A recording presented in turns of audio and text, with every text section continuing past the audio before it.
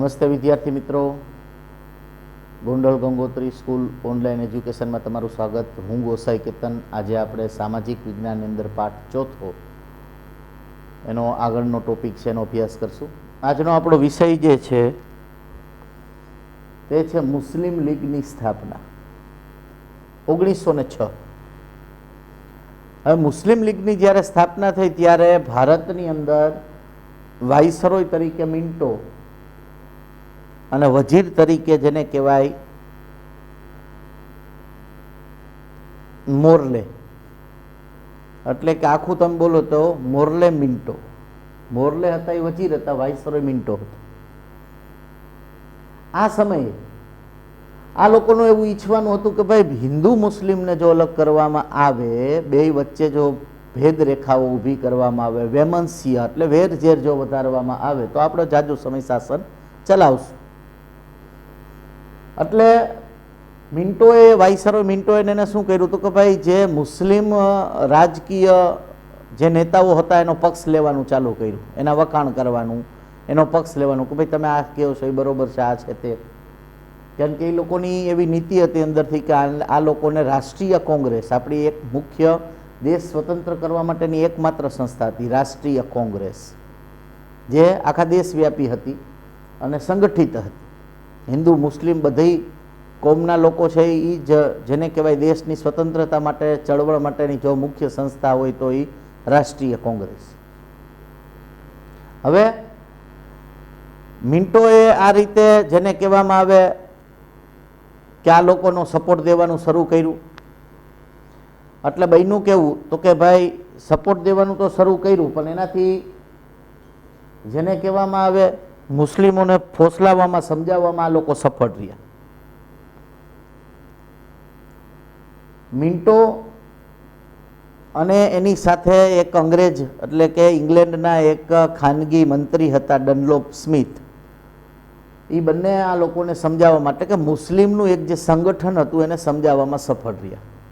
મુસ્લિમના સંગઠનો સાથે એને અત્યારે હાલનું જે બાંગ્લાદેશનું પાટનગર છે ઢાકા, એ ઢાકા તો પહેલાં તો બાંગ્લાદેશ ભારતમાં જ હતું એટલે કંઈ પ્રશ્ન, તો ઢાકાની અંદર એક બેઠક મળી. આ બેઠકમાં મુસ્લિમ છે એના જે વડા હતા આગા ખાન, પછી ઢાકાના નવાબ હતા સલીમુલ્લા ખાન, પછી વાઇસરોય મિન્ટો અને ઓલા ડનલોપ સ્મિથ, એ બધાએ બેઠક કરી.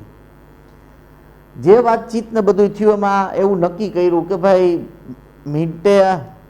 વાઇસરોય મિન્ટોએ મુસ્લિમોને એવું સમજાવ્યું કે ભાઈ જો તમે એ કે હિન્દુઓની સાથે રાષ્ટ્રીય કોંગ્રેસમાં લડે રાખશો તો એનાથી તમને કાંઈ ફાયદો થવાનો નથી, એમાં તમારું હિત નથી, એમાં દેશમાં મુસ્લિમોનું કોઈ પ્રકારનું હિત થવાનું નથી. અને આવું જેને કહેવાય આ મુસ્લિમોનું એક સંગઠન સમજ્યું,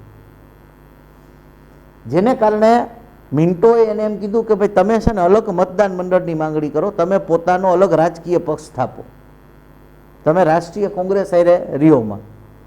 ખરેખર કાવતરું શું હતું તો કે રાષ્ટ્રીય કોંગ્રેસથી એને અલગ કરી દેવાના ને હિન્દુ મુસ્લિમ કોમવાદ જાગે, બરોબર, બે વચ્ચે વેરઝેર થાય એટલે એ લોકો લાંબો સમય શાસન કરી શકે. આવું આખું એક કાવતરું હતું અને એ કાવતરામાં આ લોકો ફસાઈ ગયા.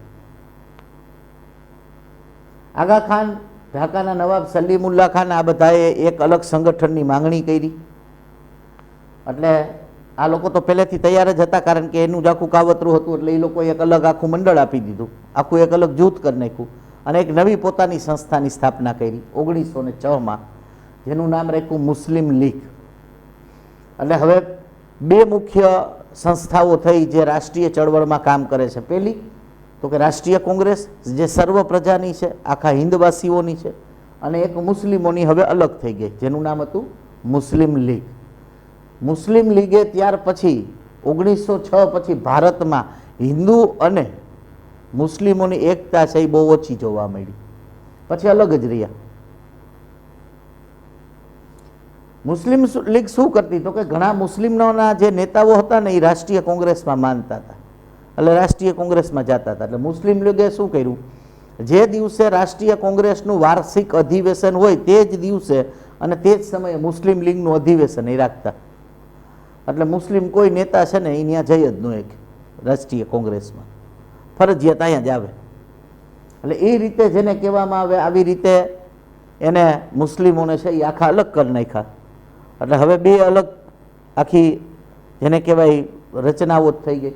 એક મુસ્લિમ લીગ છે એ મુસ્લિમોનું સંગઠન, રાષ્ટ્રીય કોંગ્રેસ છે એ બાકી બધા જે ભારતીયો વૈધા એનું સંગઠન. તો આ રીતે જેને કહેવાય મુસ્લિમ લીગની સ્થાપના થઈ અને હિન્દુઓથી મુસ્લિમોને અલગ કરી અને બે આખા જૂથો અલગ કરાવી નાખ્યા. અને ત્યાર પછી ક્યારે પણ 1906 પછી ભારતમાં હિન્દુ મુસ્લિમ વચ્ચે એકતા આપણે જોવા મળી નહીં. મુસ્લિમ લીગની સ્થાપના પછી આપણે જોઈએ છીએ ઉગ્ર ક્રાંતિકારી ચળવળ. ઉગ્ર ક્રાંતિકારી ચળવળની અંદર આપણે જોવાનું છે ભારતની અંદર ક્રાંતિકારી ચળવળની શરૂઆત કરનાર હતા વાસુદેવ બળવંત ફડકે. પછી સુખદેવ ને રાજ્યગુરુ ને ભગતસિંહ ને ચંદ્રશેખર આઝાદ ને અસંખ્ય ક્રાંતિકારીઓએ પોતાના જીવનું બલિદાન આપ્યું માતૃભૂમિ માટે.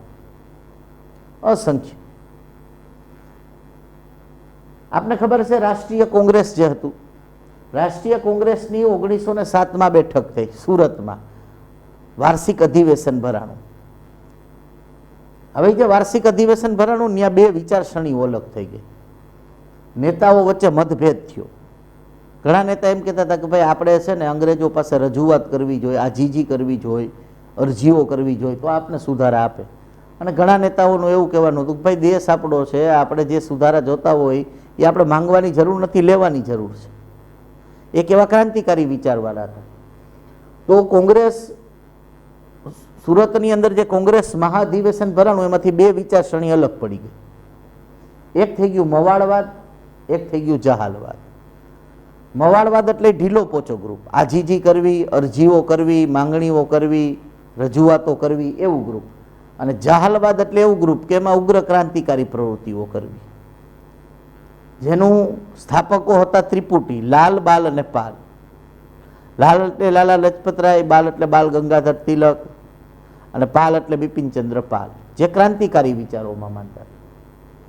એને ભારતના નવયુવા પ્રજાને પોતાના તરફ આકર્ષી, ભારતીય નવયુવાનોને પોતાના તરફ આકર્ષી અને માતૃભૂમિ માટે બલિદાન દેવાની જે ભાવનાઓ છે એની અંદર એને પ્રગટ કરી. એટલે જહાલવાદની અંદર મોટા ભાગની નવયુવા પ્રજા છે એ જોડાણ.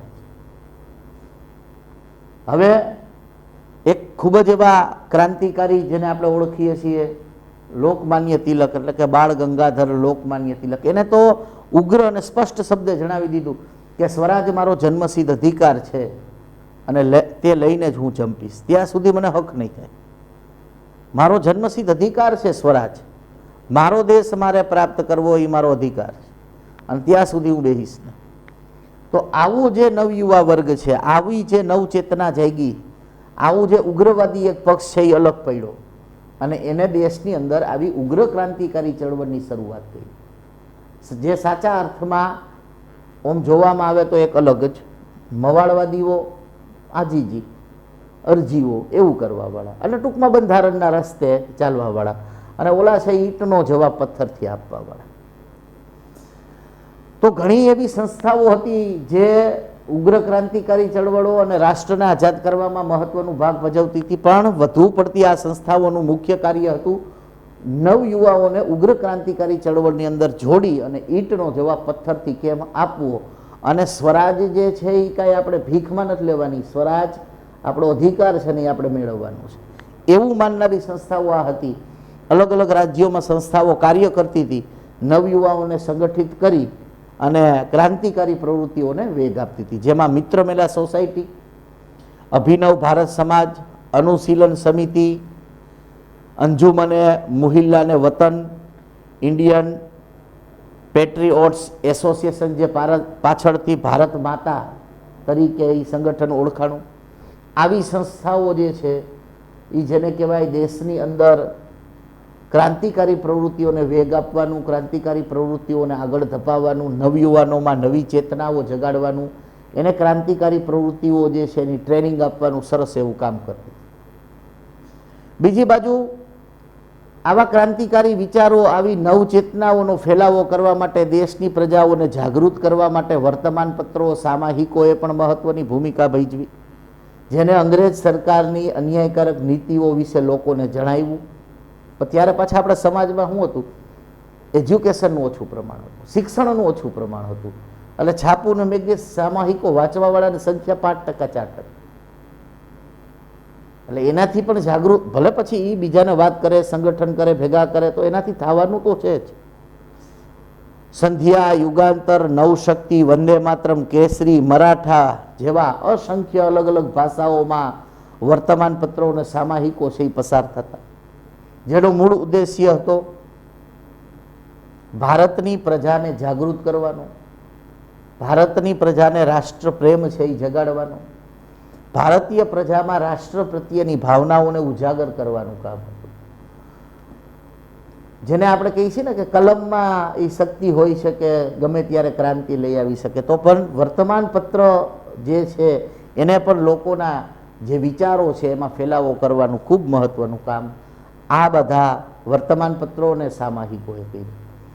ઘણા એક ભાષાઓમાં, બે ભાષાઓમાં, કારણ કે બહુભાષીય આપણો દેશ છે, અસંખ્ય ભાષાઓની અંદર વર્તમાન પત્રો અને સામાયિકો પસાર, ખાસ કરીને સ્થાનિક લેવલના વર્તમાન પત્રોનો સૌથી વિશેષ પ્રભાવ છે એ પડે. આપણું ગુજરાત હોય તો કેમ સંદેશ ને ગુજરાત સમાચાર ને દિવ્ય ભાસ્કર ને એને વધારે આગ્રહ હોય સ્થાનિક લેવલ, પછી ટાઈમ્સ ઓફ ઇન્ડિયા ને ઇન્ટરનેશનલ લેવલનું છાપું છે એ વાંચતા હોય તો એની સંખ્યા બહુ ઓછી હોય. સ્થાનિક લેવલનું વાંચવાવાળાની સંખ્યા જાજી હોય, તો એમ સ્થાનિક લેવલનું જે હોય ને એ વધારે અસર કરે. તો આમ આવી મહત્વના જે વર્તમાન પત્રો જે છે, સામાયિકો છે, એને પણ દેશની અંદર આ પ્રવૃત્તિને વધારે ઉજાગર, જાગૃત કરવામાં સૌથી મહત્વનો ભાગ ભજવ્યો. જે ક્રાંતિકારી પ્રવૃત્તિઓ થઈ, જે પહેલા તબક્કાની ક્રાંતિકારીઓ પ્રવૃત્તિ એટલે કે 1920 પહેલા સુધીમાં જે પ્રવૃત્તિઓ થઈ, ક્યાંથી લઈને તો કે 1907 જે જહાલવાદ અલગ પડ્યો ત્યાંથી લઈને એને આપણે પ્રથમ તબક્કાની ઉગ્ર ક્રાંતિકારી પ્રવૃત્તિઓ વિશે જો એને આપણે એક તબક્કો અલગ પાડશું 1920 સુધીનો, તો એની અંદર ઘણા બનાવો છે એ બન્યા. જેની અંદર અલીપુર હત્યાકાંડ બન્યો, જેમાં 34 જણાઓને પકડી અને એના ઉપર કેસ ચલાવવામાં આવ્યો. પછી હાવડા હત્યાકાંડ બન્યો, એમાં પણ ઘણાની ધરપકડ કરીને એના ઉપર કેસ ચલાવવામાં આવ્યો. પછીમાં આગળ જોવો તો ક્રાંતિકારી પ્રવૃત્તિઓમાં દિલ્હીમાં વાઇસરોય હાર્ડી જતા, એના ઉપર બોમ્બ ફેંકવામાં આવ્યો, એને મારવાનો પ્રયત્ન કરવામાં આવ્યો. એ જ રીતે 13 નવેમ્બર 1909ના રોજ અમદાવાદ રાયપુર દરવાજા પાસે વાઇસરોય મિન્ટો ઉપર પણ બોમ્બ ફેંકવામાં આવ્યો, જો કે બચી ગયા હતા. પણ આ બધી પ્રવૃત્તિ નોંધે છે કે કેટલા નવયુવા વર્ગોએ ઈંટનો જવાબ પથ્થરથી દેવાનું નક્કી કર્યું. કેટલી ઉગ્ર ક્રાંતિકારી પ્રવૃત્તિઓ છે એ આ સમયમાં થઈ, કેટલા બનાવો છે એ આ સમયમાં બન્યા. આજ નહીં, આથી આગળ પણ આ જ બનાવો છે એ એમનેમ જેને કહેવાય શરૂ રહી છે. બીજા તબક્કાની કામગીરીમાં આપણે જોઈએ તો 1920થી લઈને દેશની જે છેલ્લી લડત ચાલુ થઈ, હિન્દ છોડો ચળવળ, ત્યાં સુધીના 1942 સુધીના જે બનાવો છે એ તેમાંય મહત્વમાં જોઈએ આપણે કાકોરી લૂંટ કેસ, જે અંગ્રેજી ખજાનો, જે અંગ્રેજો છે અંગ્રેજી તિજોરીને લૂંટવાનો પ્રયત્ન થયો હતો અને લૂંટી હતી. પછી લાહોર હત્યાકાંડ છે. પછી છેલ્લે તમને ખબર છે ભગતસિંહજીને એ દિલ્હી એસેમ્બલીની અંદર એને બે બોમ્બ ફેંકાતા કે જેના કારણે અંગ્રેજ સરકાર છે એ જાગે, જોકે એને કોઈને મારી નાખવાનો ઉદ્દેશ્ય નહોતો. તો આ પ્રવૃત્તિઓ, આ જે ક્રાંતિકારી પ્રવૃત્તિઓ છે એ માતૃભૂમિ જે છે, માતૃપ્રેમ છે એને પ્રેરાય. ઘણા એમ કહેતા બળવાખોરો ને આતંકવાદીઓ ને એમાં ક્રાંતિકારીઓમાં શું ફેર? ભાઈ ફેર છે. બળવાખોર છે, જે આતંકવાદીઓ છે તો અંગત સ્વાર્થ માટે, જેને કહેવાય દેશને નુકસાન પહોંચાડે છે, હિંસા પહોંચાડે ને, અને એને લોકો આને ક્યાં લાગણીનો કોઈ વ્યવહાર હોય છે. જ્યારે આ તો ખાલી જે વ્યક્તિ, જે અધિકારીઓ પ્રજાને હેરાન કરતા હતા એને જ સીધું મારવાની વાત હતી, એને જ નુકસાન પહોંચાડવાની વાત હતી. ક્યાંય તમે જોઈ લ્યો ભારતના ઇતિહાસમાં કોઈ ક્રાંતિકારી છે અને કોઈ અંગ્રેજ અધિકારી છે એના પરિવારને હેરાન નહીં કર્યો હોય, કોઈ એના પરિવારના સભ્યોને કોઈ માર્યો નહીં હોય. એટલી ઈમાનદારીપૂર્વકનું, એટલી ખુમારીપૂર્વકનું આ જે યુવા વર્ગ છે એનું કામ હતું. પછી એમાં હાર્ડીજ ઉપર બોમ્બ ફેંકવાનું હોય કે મિન્ટો ઉપર બોમ્બ ફેંકવાનું હોય, બરોબર, કાર્ય બધાય કર્યા, પણ માત્ર એ વ્યક્તિ જે વ્યક્તિએ નુકસાન પહોંચાડ્યું છે એને જ નુકસાન પહોંચાડવાનું કામ કર્યું છે. તો આ થઈ ગઈ ભારતની અંદર ઉગ્ર ક્રાંતિકારી ચળવળો. જે રીતે ભારતમાં થઈ એ રીતે ગુજરાતની અંદર પણ આના તબક્કાઓ અલગ છે, જે આપણે આગળના લેક્ચરમાં જોશું. એ જ રીતે વિશ્વ ક્ષેત્રે પણ આપણી ક્રાંતિકારી પ્રવૃત્તિઓ ફેલાતી હતી, ત્યાંથી પણ આપણે ઘણો સપોર્ટ મળતો. તો આમ ભારતની ક્રાંતિકારી પ્રવૃત્તિઓ આપણે જોયું. ખાસ કરીને 1907માં બે ગ્રુપ પડે છે, બે પક્ષ પડે છે. એક મવાળવાદ, એક જહાલવાદ. મવાળવાદ છે ઢીલી પોચી આજીજી અરજીઓ કરવાવાળું ગ્રુપ, સુધારાઓ માંગવાવાળું ગ્રુપ. અને જહાલવાદ જે છે એ અધિકાર લઈ લેવા, કે ભાઈ આ અધિકાર મારો છે ને હું લઈ લઈશ, બરોબર, એવું એક ગ્રુપ, જેના રચયિતા લાલ બાલ અને પાલ ત્રિપુટી. આપણે જોયું વાસુદેવ બળવંત ફડકેથી શરૂ કરી અને 1942ની અંદર જે છેલ્લે આઝાદ થયા, આઝાદી પહેલાના તબક્કા સુધી જે ઉગ્ર ક્રાંતિકારી ચળવળો ચાલી, હજારો નવયુવાનોએ માતૃભૂમિ માટે પોતાનું બલિદાન આપ્યું. આ એવા નવયુવાનો હતા કે મોટા ભાગના નવયુવાનોની ઉંમર જે છે એ 30 વર્ષ કરતાં ઓછી હતી. આ યુવાનો એવા હતા કે માતૃભૂમિ માટે સર્વત્રનું બલિદાન આપી પણ શકતા હતા, મારી પણ શકતા હતા અને મરી પણ શકતા હતા, માત્ર ને માત્ર માતૃભૂમિ માટે. તો આવી ઉગ્ર ક્રાંતિકારી ચળવળો તમે જોજો મિત્રો, આપણે જે વાત કરીએ છીએ આપણી જે સ્વતંત્રતા છે એનું આપણે મૂલ્ય નથી, એમને આપણે નથી મળી. આ સ્વતંત્રતા ત્યારે જ આપણે પ્રાપ્ત થઈ છે જ્યારે આ લોકોએ પોતાનું લોહી રેડ્યું છે. આજના નવયુવાન પાસે આપણે આ ક્રાંતિકારીની વાત કરીએ તો એને નથી મગજમાં ઉતર, કારણ કે આપણે તૈયાર બેઠી સ્વતંત્રતા પ્રાપ્ત થઈ છે, આપણે પ્રયત્ન નથી કર્યા. આ લોકોએ પોતાનો જીવ ગુમાવીને પોતાનું લોહી રેડીને અહીંયા આ સ્વતંત્રતા આપણે અપાવી છે. એટલે દેશની સ્વતંત્રતામાં માત્ર ને માત્ર ગાંધી યુગ નહીં, ગાંધીજીના આંદોલન નહીં, પણ બીજી તરફ જોવો તો ઉગ્ર રાષ્ટ્રવાદ પણ એટલો જ કાર્યક્ષમ હતો. જેટલી જાગૃતિ ગાંધીજીએ દેશની અંદર જગાડી એટલી જ જાગૃતિ આ ઉગ્ર ક્રાંતિકારી પ્રવૃત્તિઓએ પણ જગાડી, કારણ કે યુવા વર્ગ તો એનાથી પ્રભાવિત હતો છે, યુવા વર્ગને જોડાયેલો જ હતો. તો આજના આપણા આ બે ટોપિક, મુસ્લિમ લીગની સ્થાપના અને ભારતમાં ઉગ્ર ક્રાંતિકારી ચળવળ, તો આ આપણા અહીંયા પોઈન્ટ છે એ બંને પૂર્ણ કરીએ છીએ અને આગલા લેક્ચરમાં હવે આપણે આગળના પોઈન્ટનો અભ્યાસ કરશું. દરેક વિદ્યાર્થી મિત્રનો ધન્યવાદ.